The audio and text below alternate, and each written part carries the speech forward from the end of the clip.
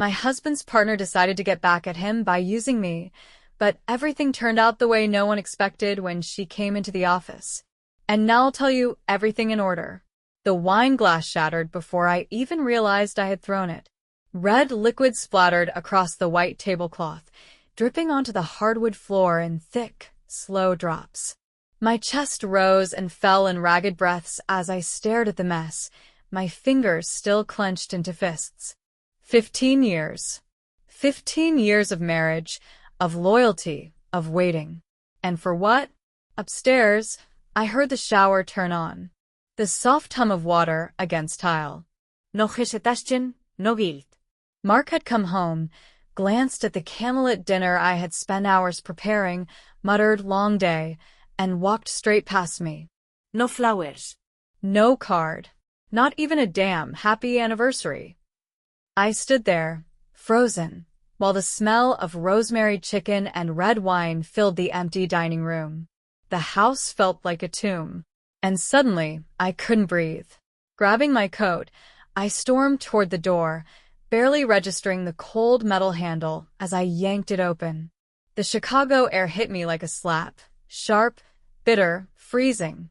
My heels clicked hard against the pavement as I walked, fast, aimless, fueled by something I couldn't name. Anger. Resentment. A desperation I didn't want to admit. The city pulsed around me, horns blaring, laughter spilling from packed restaurants, the low, rhythmic thump of bass from a bar up ahead. A neon sign flickered in the distance, glowing red like a warning. Hunter's Bar. I didn't hesitate. The heavy wooden door swung open, and I stepped inside, instantly swallowed by the scent of whiskey, leather, and something smoky. The place was dimly lit, crowded but not loud. Conversations hummed around me, the clink of glasses, the scrape of chairs against the worn floorboards. I moved to the bar, slid onto a stool, and tapped the counter once. Whiskey. Neat. The bartender nodded, pouring the amber liquid without a word. I wrapped my fingers around the glass, bringing it to my lips. The burn hit instantly, warm and sharp, spreading through my chest like a slow, smoldering fire. Bad night. The voice was deep, smooth, and entirely too close. I turned my head, and my breath caught. The man beside me was tall, dark-haired, and confident in a way that felt effortless. His blue eyes locked onto mine, sharp, assessing. He leaned against the counter, his fingers drumming idly against his glass. You could say that, I murmured, my voice softer than I intended. A slow smirk played on his lips. Then we have something in common. And just like that, the night shifted. The second drink hit harder than the first. Or maybe it was the way he looked at me. I felt it, the shift. The air between us had changed, charged with something I hadn't felt in years. Ethan leaned in slightly, resting his arm on the bar. His presence was effortless, like he belonged anywhere he chose to be. And right now, he had chosen to be next to me. So, Kate, he said, swirling the whiskey in his glass. Tell me, why does a woman like you look like she's about to set something on fire? I let out a breathy laugh, shaking my head. Because I might. His lips curved into a smirk. I like that. He wasn't like Mark. Not careful, not distant. Ethan was all confidence, relaxed, in control, eyes locked onto mine like he already knew where this night was heading. I should have looked away. Instead, I took another sip, feeling the warmth spread through my chest. The bar around us blurred, just noise, just background. It was just him and me now. Ethan reached out, his fingers grazing mine on the bar top. A light touch. A test. I didn't pull away. His hand moved, slow but deliberate, tracing the inside of my wrist. You deserve to be noticed, Kate. His voice was softer now, but firm. Certain. I swallowed hard. Mark hadn't looked at me like this in years. Hadn't touched me like this. Hadn't made me feel seen. Ethan reached up, tucking a loose strand of hair behind my ear, his fingers trailing down my neck. My breath hitched. I should go. I should stop this. But I didn't move. He leaned in, close enough that I felt the heat of him, the scent of whiskey and something dark, something I couldn't place. "Tell me to stop," he murmured. I didn't. Instead, I tilted my chin up, just slightly. Just enough. And then his lips were on mine. It wasn't soft. It wasn't careful. It was hunger, heat, something I hadn't let myself feel in years. A challenge. A dare to everything I thought I knew about myself. My hands moved on their own, sliding up his chest, gripping the fabric of his shirt. I felt his fingers press against my waist, pulling me closer. Somewhere in the back of my mind, a voice whispered, "This is wrong." I ignored it, because for the first time in years, something felt right. We didn't stop. Not when we pulled apart just long enough to catch our breath. Not when his hand found mine, and he led me toward the door. Not when we stepped into the cold night, his arm wrapped around my waist like he already owned me. Not when we got into the cab. Not when he whispered the name of a hotel to the driver. Not when I let myself forget everything else. I woke up to silence. No warmth beside me. No steady breathing. Just cold sheets and the dull ache of too much whiskey and too many choices I couldn't take back. The hotel room was dim, the curtains barely letting in the pale morning light. For a second, I let myself lie there, eyes closed, body still tangled in the sheets that smelled like him. The memories hit fast, his hands gripping my waist, his mouth tracing my skin, the way I had let myself go in a way I hadn't in years. Then reality crashed back in. I pushed myself up, brushing my hair back with shaky fingers. The space next to me was empty, untouched, like he had never been there. That's when I saw it. A small folded note on the pillow. I stared at it for too long before picking it up. The words were simple, quick, almost effortless. "Thanks for a night I won't forget." No phone number. No promise. Just that. A clean exit. I swallowed hard, ignoring the sting in my chest. I had no right to feel anything. I knew what last night was. I had walked into that bar alone, made my choices alone. And yet, something about the finality of that note made my hand shake. I shoved it into my purse and forced myself out of bed. My dress was still on the floor, wrinkled from where he had pulled it off me. My heels were by the door, one toppled over. I moved quickly, gathering my things, refusing to look at my reflection in the mirror. By the time I stepped out of the hotel, the cold morning air hit me like a slap. It was barely past 7, the city's still waking up. I walked fast, head down, ignoring the way my body ached with exhaustion. I just needed to get home. The moment I stepped through the front door, my stomach clenched. Everything was exactly the same. The house smelled like fresh coffee and toasted bread. The soft hum of the news played from the living room. Like nothing had changed. I stood there for a second, still gripping my purse, still wearing last night's choices like a second skin. I half expected something to feel different, for the walls to somehow know what I had done. But the world didn't stop for guilt. I forced myself forward, walking toward the kitchen. My hands were still unsteady, my heartbeat too loud in my ears.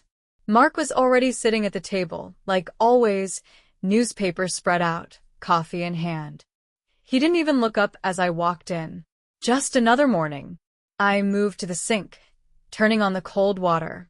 I let it run over my hands, gripping the counter, staring at the silver drain as if it could wash away the night before. My skin still felt too hot. My lips still tingled from his kiss. My body still remembered Ethan in ways I shouldn't let it. I tried to shake it off, tried to push it deep, deep down where it couldn't reach me. I had made a mistake. A reckless, selfish, irreversible mistake. And yet, beneath the weight of guilt, something else stirred. Excitement. It was a sick, twisted thing. But it was there. The way my pulse still jumped at the memory of his touch. The way I felt alive in that hotel room, in a way I hadn't in years. And that terrified me most of all. I needed to bury this. Move on. Pretend. But then, just as I started to steady my breath, everything cracked apart. I heard Mark mention a name. A casual statement, something about a business dinner. My body locked up before I even processed the words fully. Ethan Parker. For a second, I couldn't move. Couldn't breathe. The room felt too small, the walls too close. The sound of my own pulse roared in my ears, drowning out everything else.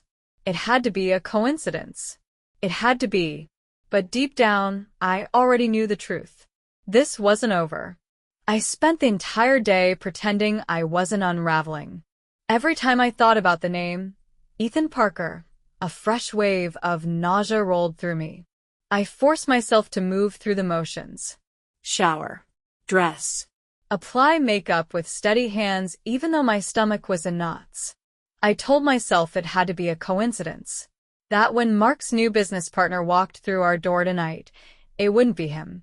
But the second the doorbell rang, I knew. My body reacted before my brain could catch up. Pulse spiking, breath hitching, hands clenching into fists. I wasn't ready. But there was no escape now. I walked to the door, heart hammering, and opened it. And there he was. Ethan stood on my doorstep, looking just as composed as he had the night before. Broad shoulders, piercing blue eyes, the faintest smirk on his lips. He was wearing a dark suit this time, sharp and professional, but his presence was the same. Effortless. Unshakable. His gaze locked onto mine, and for a fraction of a second, the rest of the world faded. Mark appeared behind me, completely oblivious to the tension that had just ignited like a match in a dry room. Handshakes. A few polite words. They moved toward the dining room, and I forced my feet to follow. I needed to breathe. I needed to act normal. Dinner started out civil, at least on the surface. Mark and Ethan discussed business, something about a real estate deal, numbers, contracts. I barely processed a word of it. My entire body was on high alert. Ethan was too relaxed, too controlled. He didn't fumble, didn't slip. But every so often, his eyes flicked to me, a silent reminder of what had happened. And I hated that my body responded. Every bite of food felt like sand in my mouth. The clinking of utensils was too loud, the air too thick. And then Mark stood up, said something about grabbing a file from his office. I wanted to scream for him to stay, but he left the room, and I was alone with Ethan. The moment the door shut behind Mark, Ethan leaned forward, dropping the mask entirely. I knew who you were in that bar. My entire body went cold. I didn't plan for it to go that far, he continued, voice lower now only for me. But when I saw you sitting there, looking like you wanted to burn the whole world down, I couldn't resist. I gripped my fork tighter, refusing to react. But let's be clear, Kate. He tilted his head, watching me like a predator, sizing up prey. This wasn't just about you. A slow, sharp smile curled his lips. Mark took something from me a long time ago. So, I figured, why not return the favor? The words knocked the breath from my lungs. This wasn't just an affair. This was revenge. I stared at him, heart racing, mind spinning. What had Mark done? What exactly was I in the middle of? Ethan leaned back slightly, still watching me, studying my reaction. But beneath the calculation in his eyes, there was something else. Something dangerous. Desire. And the worst part? I wasn't sure if I wanted to slap him or let him ruin me all over again. I slammed the dishwasher shut harder than necessary, the sound echoing through the quiet kitchen. My hands were shaking. My heart was still racing from dinner. From him. Ethan's words hadn't left my head. His eyes. That smirk that told me he had already won, that he was in control while I was unraveling. I scrubbed a plate harder than I needed to, as if I could wash away the memory of his touch, the way his lips had felt on mine, the way my body had melted into him so easily. This had to stop. I needed distance.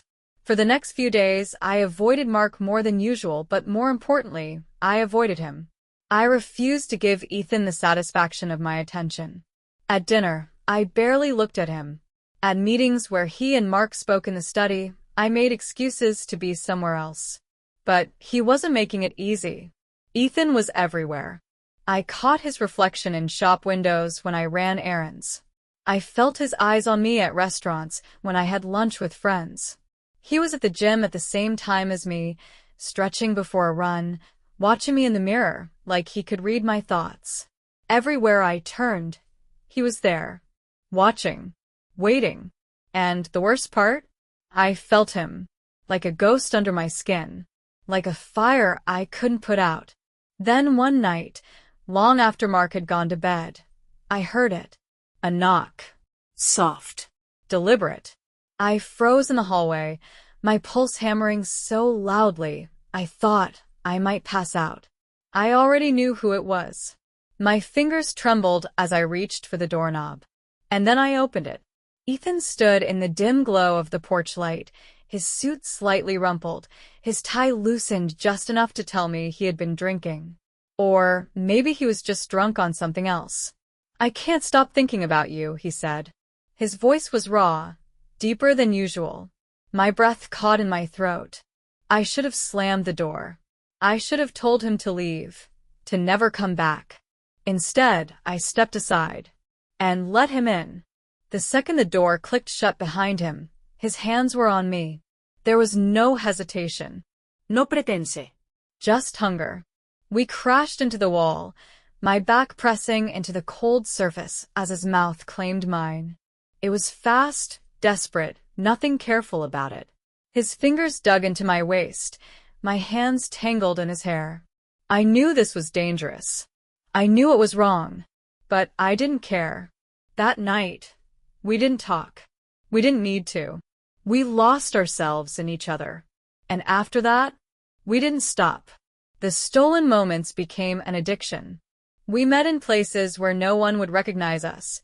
Dark hotel rooms, his car parked in empty lots, the back room of an office when Mark was too distracted to notice.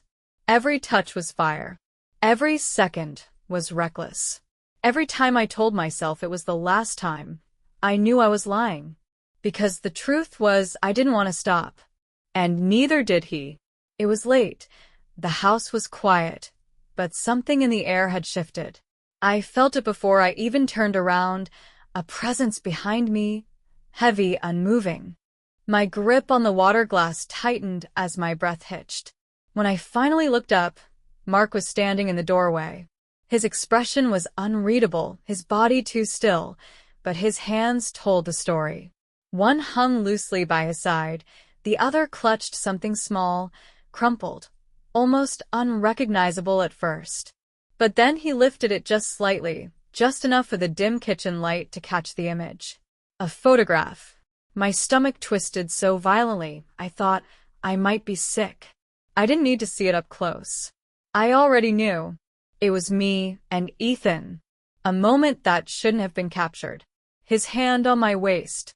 My face turned toward him, eyes locked, lips parted in something that wasn't quite a smile, something deeper. Something undeniable. I felt the blood drain from my face, my entire body frozen as if time itself had stopped. Mark didn't throw it, didn't slam it down, didn't demand an explanation. He just stood there, gripping it tightly, his knuckles white. His eyes, hollow at first, darkened into something else. Not anger, not shock, just quiet, suffocating realization. And that was worse, because it meant he already knew. My throat was dry, but no words came. There was nothing to say that wouldn't make it worse, no excuse that wouldn't sound pathetic. Guilt clawed up my spine, but beneath it, buried so deep I hated myself for it, was another feeling, something almost like relief. Mark exhaled slowly, the kind of breath a person takes when the fight is already over.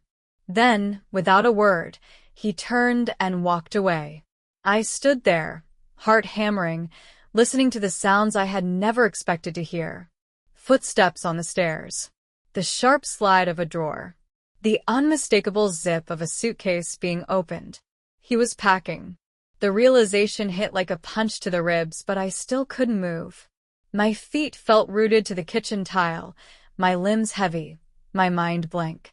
I wanted to stop him, to fix this, to say something, but I couldn't even make my lips part. Because deep down I knew this wasn't about Ethan. Not entirely. This was about years of silence. About dinners eaten in separate rooms. About Mark working late, and me pretending not to care. About all the things we had stopped saying to each other long before I ever set foot in that bar. Minutes passed, or maybe hours. I wasn't sure anymore. The only thing I knew was the sound of the front door opening. A pause. A hesitation, maybe. Then the soft click of it shutting behind him. I let out a shaky breath. Mark was gone. I barely slept. Every time I closed my eyes, I heard the sound of the suitcase zipper, the front door clicking shut, the echo of Mark's footsteps fading into the night. But the house didn't feel empty. It felt wrong. Like something was lurking in the walls, waiting. Guilt, regret, or something worse. I couldn't tell. By morning, I convinced myself it was over. He had left. Maybe for good. Maybe just to think. But it was done. I told myself I could breathe again. Then my phone buzzed. A single message. A time, a location. 5 p.m. Our lawyer's office. Be there. No name, no explanation, but I knew. My stomach twisted as I stared at the screen. Mark wasn't wasting time. I had expected silence, avoidance, maybe even drawn-out conversations full of exhausted sighs and quiet resentment. But this was something else. Something fast. Something calculated. By the time I arrived at the office, my hands were clammy. The waiting room smelled like paper and stale coffee, and the fluorescent lights buzzed faintly above me. I barely had time to sit before the receptionist gestured me inside. And there he was. Mark sat at the sleek conference table, perfectly composed. A man who had already made up his mind. He was still in his usual tailored suit, still exuding that quiet confidence, but something was different. The way he held himself, the way his eyes didn't flicker when he looked at me. I had seen my husband tired, stressed, even angry. But I had never seen him like this. Cold. The lawyer barely glanced at me before sliding a folder across the table. Divorce papers. A sharp inhale stuck in my throat. My fingers trembled as I reached for the pages, my mind struggling to process what I was seeing. It wasn't just a generic agreement. It was a plan. Mark wasn't just leaving. He was taking everything. The house. The savings. The business I had helped him build. Everything with my name attached was being stripped away, piece by piece, line by line. I looked up at him, expecting to see some sign of hesitation, some flicker of emotion. But Mark just watched me, his expression unreadable. And then I felt it, the weight of his control, the power he had over my life. For years, I had seen him as distant, passive, too absorbed in work to notice me. But now? Now I saw the truth. Mark hadn't been absent. He had been watching, calculating, knowing exactly how much I depended on the life we had built, the comfort, the security. And now, with one swift motion, he was cutting me out of it completely. He wasn't just walking away. He was erasing me. Heat rushed to my face, anger bubbling up beneath my ribs. I had made a mistake. A betrayal. But this was a different kind of cruelty. For the first time, I realized Mark wasn't the weak, detached man I had convinced myself he was. He was stronger than I had ever given him credit for. And now, that strength was aimed directly at me. I clenched my jaw, gripping the papers so tightly my nails dug into the pages.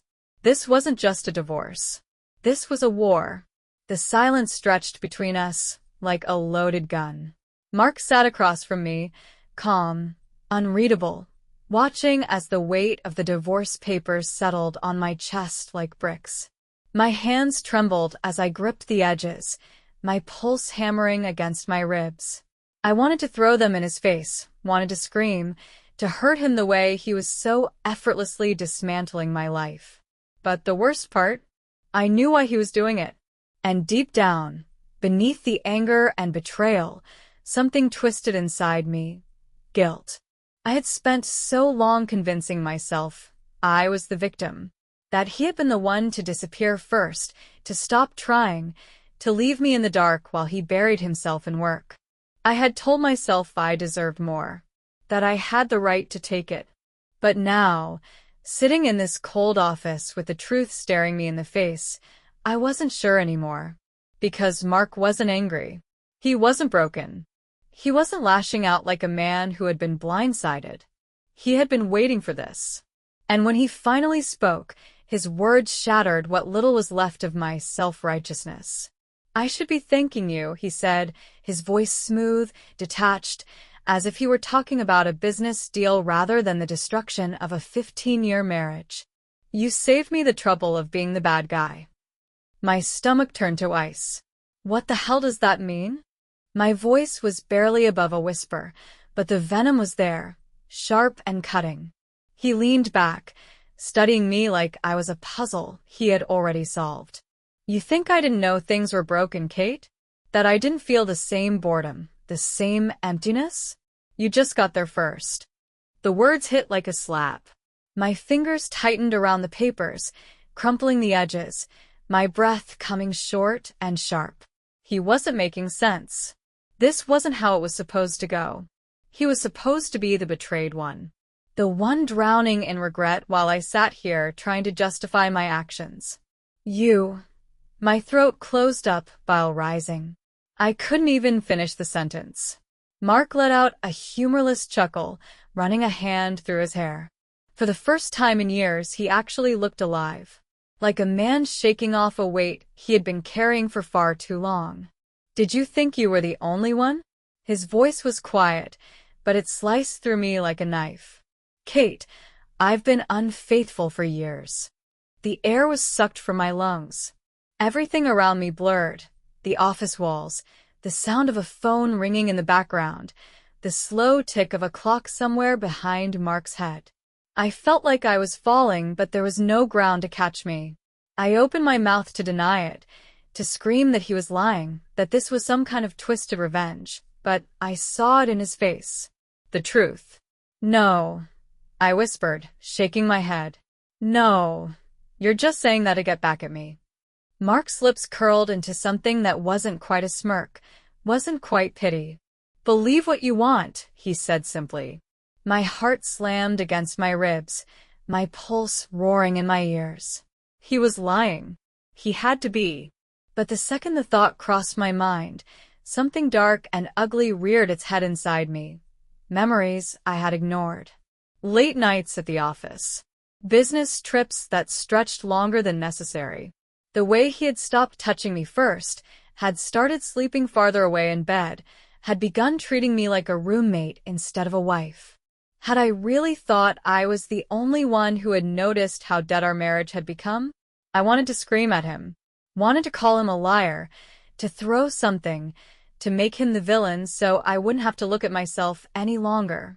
But I couldn't, because suddenly for the first time I saw it. This wasn't about Ethan. This wasn't about revenge. This was about two people who had let everything that once mattered die long before either of us had found someone else to remind us what it felt like to be wanted. I sat there, silent, drowning in the weight of my own choices. And for the first time since this all began, I realized something. I hadn't just lost Mark. I had lost myself. The air in the office felt suffocating, thick with something neither of us could name. I sat frozen, Mark's words still echoing in my head, every syllable slicing through me like a dull blade. He had cheated too. For years. I thought I would scream, cry, do something, but all I did was sit there, gripping the divorce papers like they were the only thing keeping me upright. My whole world had been unraveling, and I had been too blind to see that Mark had been holding the scissors just as tightly as I had. Then the door burst open. It wasn't a polite knock. It wasn't a secretary poking their head in to check. if we needed more time. The door slammed against the wall, and both Mark and I jolted, spinning toward the sudden intrusion. A woman stood in the doorway. Tall. Dark hair, immaculately dressed, and furious. My stomach dropped before she even spoke. Mark's entire body went rigid. For the first time tonight, I saw something flicker in his eyes. Panic. She stepped inside, heels clicking against the floor, her sharp gaze flicking between us before landing on Mark like a loaded gun. "So, this is what you've been doing." My blood ran cold. Mark inhaled sharply, his mask slipping for just a second. He started to stand, as if that would psalm. Write in the comments what should Kate have done after seeing the flamboyant woman who came after Mark?